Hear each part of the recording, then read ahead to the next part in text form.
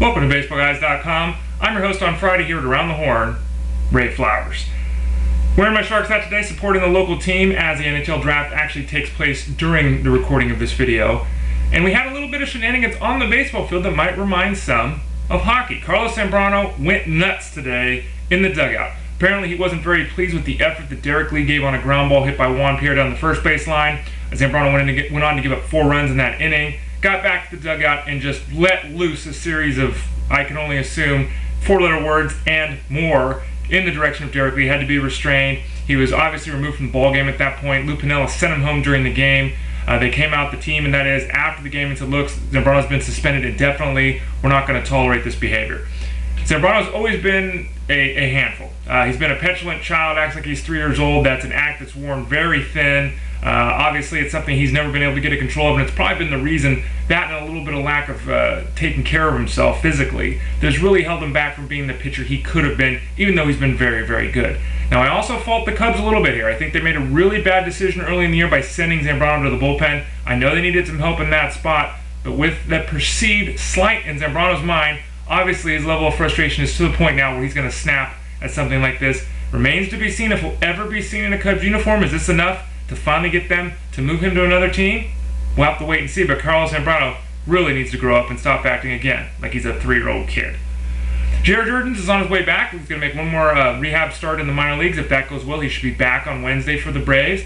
Chris Medlin, who's pitching on Friday, has looked very good as a starter. The thought being he'll stay in that rotation. Kenshin Kawakami, who's the first pitcher in Braves history to start out 0-9 in the season, will move to the bullpen. We'll have to wait and see how long that situation continues for. Medlin hasn't really started at the big league level before. Don't know what his innings pitched count will be. We'll have to make sure Jurrjens is healthy. Good news for the Braves, though, at least they've got Kawakami as a fallback. He really hasn't pitched as bad as that record would suggest. Carlos Beltran. Now, this is an odd situation. He hurt his knee. He's been, basically talked about every day from an injury standpoint. It was supposed to be 6 weeks, 8 weeks, 12 weeks, on and on and on. Well, we're looking basically at the All-Star break, or at least we thought so.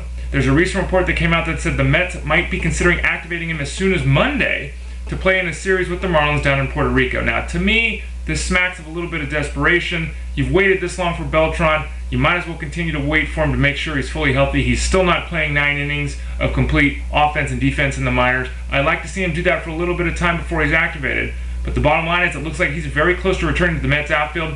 What does that do to their outfield? Well, Angel Pagan is currently dealing with a side issue, but he's been the best outfielder they had this season. Jason Bay has struggled, especially in the power department. Jeff Francoeur is nothing exciting. Would the Mets actually bench Francoeur and leave Pagan and Beltran in the lineup?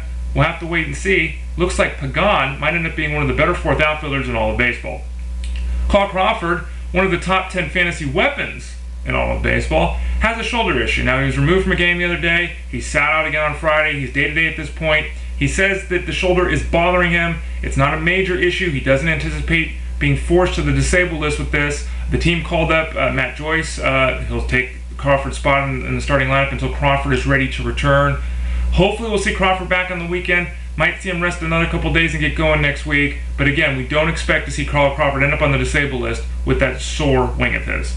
Aramis Ramirez, back in the lineup. He had a sore thumb. He's back with the Cubs, who I spoke of earlier. Chad Tracy was designated for assignment. He'll probably pass through waivers. Don't figure anyone's going to pick him up. He'll probably end up back at AAA. Ramirez is back with the club. He went over 3 today. He's dropping his average down into the 160s. Really hoping that we'll see a semblance of the Aramis Ramirez that's the all-star caliber third baseman that we've seen from years. We just haven't seen it at all at this point. If he's on waivers, he's a great guy to take a chance on. You can't figure his current owner is going to be pleased with his production at all, so you might make an offer for him and get him at a lowball price as well if he's currently on another team's roster. Jake Peavy. Jake Peavy's coming on strong, folks. He had the issue with the shoulder, the fluid there. Everyone was really concerned. Haven't been able to notice a damn thing wrong with him on the hill his last 4 starts. He's 3-0 in that time. His ERA is 1.20. He's gone at least 7 innings in each of the 4 outings. He's walked a total of 6 batters in those 30 innings. He has looked fantastic, including another victory today against those Cubs on Friday. Jake Peavy is probably going to have a stint on the disabled list at some point. We've come used to that. But right now, he is on, and he's putting behind him the struggles that he saw in the early season, as well as concerns with his shoulder. And finally, got a big announcement coming on Monday. Not going to break the story at this point, but come back on Monday to BaseballGuys.com. Gonna have a really exciting thing. I think all of you would be really happy to hear about that. Get involved, get a little bit more exposure for Ray Flowers, Baseball Guys, and Fanball. Again, Ray Flowers, baseballguys.com. Thanks for joining me. Don't forget to visit me over the weekend at my Twitter account, which can be found at twitter.com/baseballguys.